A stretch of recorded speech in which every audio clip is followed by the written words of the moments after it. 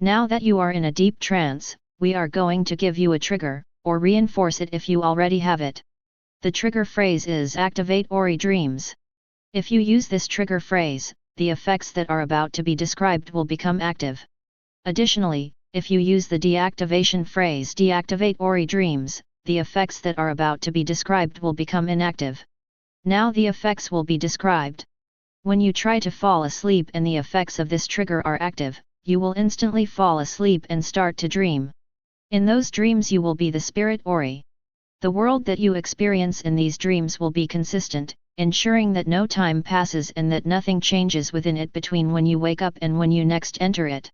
Also, when you do eventually wake up you will remember your time in the dream world fully, and find that the thought of it always makes you happy because being in it is always a pleasant experience overall, and that not being in it never causes you to feel any negative emotions. The first time that you enter this dream world, you'll have gotten down from the spirit tree and have been walking for a while until you reach the field that you are currently in. It's still dark out in the moments before dawn, but you've woken up early today and decided to get to a nice place to see the sunrise. It's slightly cold out but not unpleasantly so as you feel the grass brush against your legs, dew falling onto them. Scene has been following you, and before long their light illuminates a somewhat large rock that would be the perfect size to lay on. And just as the sun starts to crest the horizon, you lay down, enjoying its gentle heat as you watch the sky turn purple, the purple getting washed out by pink, then orange, and finally light blue. Having nothing to do, you take the time to truly enjoy the beauty of it. It only takes a few minutes, but once the sun is fully out you can't help but stretch out, soaking in its warmth as you relax, your attention drifting to scene floating around in the sky as if playing with itself. In the distance you notice some of the more hostile creatures deep within the forest where no light reaches, but your attention drifts back to scene as they move out of sight. Most creatures that you have to worry about don't like the light, even with it still being a bit dim. And even if it were dark they're too far away to be worth dealing with. But as you watch scene, starting to notice the pleasant smell of the dew heating up and turning to mist, you hear a rustling in a nearby bush. You look towards it, and scene instantly seems to become alert, floating in place and stiffening up as much as a floating ball of light can. Great, you think, another monster has run loose. Reluctantly you get off of your rock and look towards the noise. Preparing for an attack, you feel scene's energy flow into you. To your surprise, you see another spirit much like yourself. However, something is off about them. Upon a quick glance you can see that they are a tad taller and slightly more muscular than you. Their ears are shorter and thinner, and they appear to have some kind of spiky fur that points away from them running down their back. However, what is more important to you is the fact that they are limping, and that they have a bunch of bruises on their hands as well as cuts all over their body. Seeing how injured they are, you run over without a second thought to catch them before they can collapse, but you're just barely too slow as you see them hit the ground, thankful that they don't seem to have hit it very hard. Scene floats over them, and as you reach for them you can see that while they've passed out, they're still breathing. You sigh in relief that they're alive, but can't help but wonder how they got into this state. You also wonder where they came from, as you thought that you knew all of the spirits that live in Nibel. However, these questions will have to wait for later as you have more pressing things to deal with. You look up at scene, as if asking what to do. Their glow and sparks, while mesmerizing, are clearly trying to communicate urgency. You look back at the spirit, and decide to carry them to a safe spot for healing. You pick them up, careful not to worsen any wounds. Luckily, carrying them is quite easy since like you, they are made of light, making them lighter than most other creatures. Eventually you find a good spot and lay them down in a comfortable position, proceeding to tend to their injuries. Finally taking a closer look at them, you can tell that their cuts are deep, but they shouldn't be fatal. You look around for the glowing green plants that contain life orbs, an object that lets spirits like you undergo vastly accelerated healing. You spot a small one near a few trees and quickly run over to it. You quickly channel scene's energy into yourself and slash open the plant, grabbing the orbs within it and start to go back to the mysterious spirit. While normally you would hate destroying nature, you know that the same buildup of life energy that forms the orbs will also heal the plant. When you return, you set a few orbs next to the spirit and begin to tend to their wounds, using the fallen leaves to form a makeshift bandage. Then, you rest the life orbs on top of them. In a green flash they disappear, taking the cuts on the spirit's body with them. After a few moments the spirit wakes. By the look on their face and the slight shaking you can tell that they're afraid of you.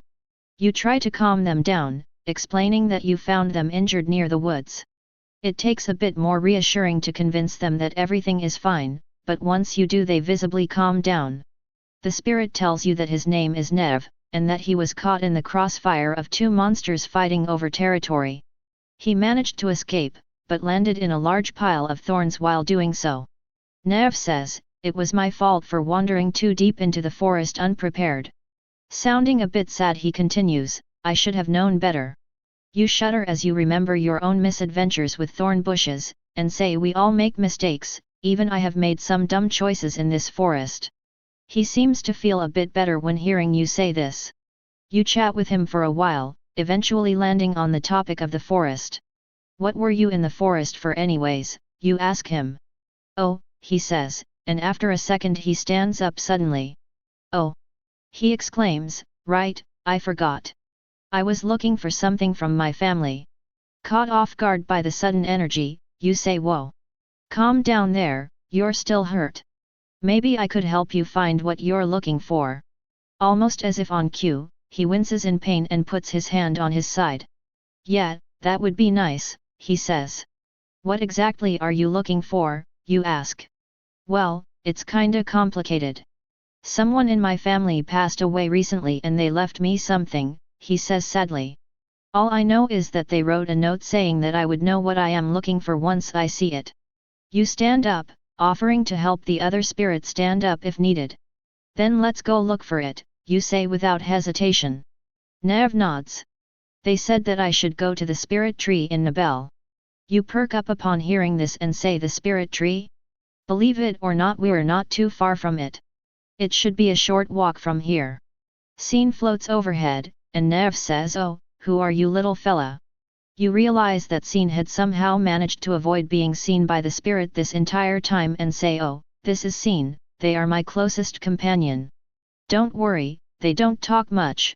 Scene sparks a little bit, annoyed. You chuckle and say, "Relax, it was just a joke, Scene."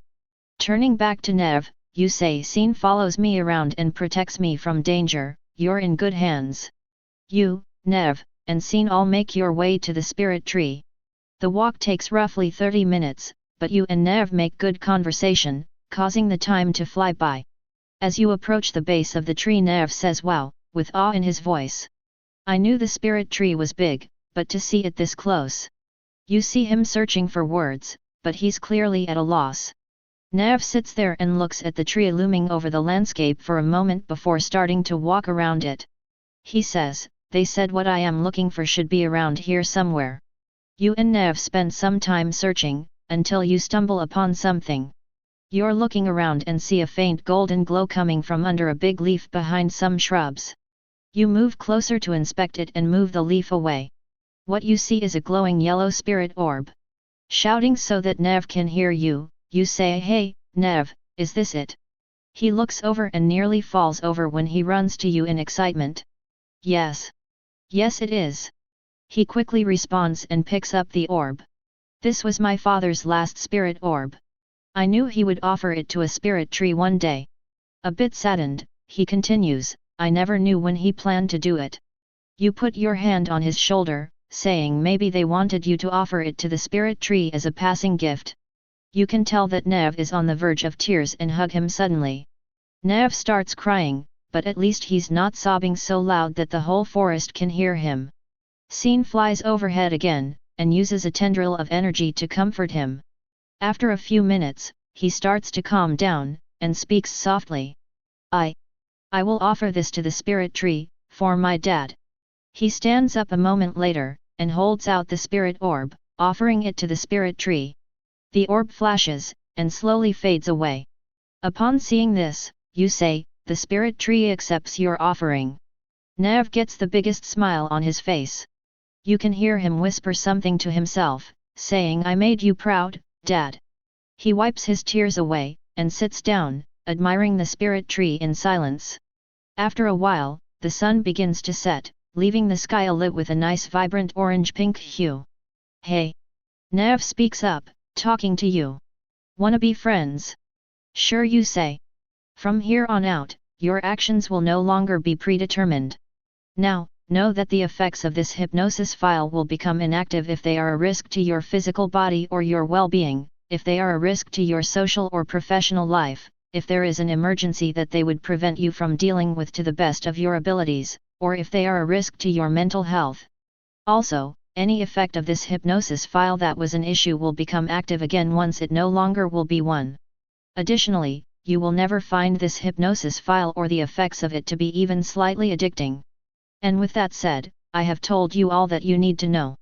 Soon I will count from 1 to 5.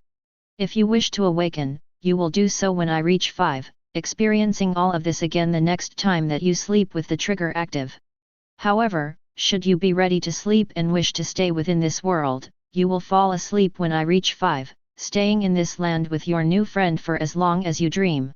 Now it is time to count. 1, 2, 3, 4, 5.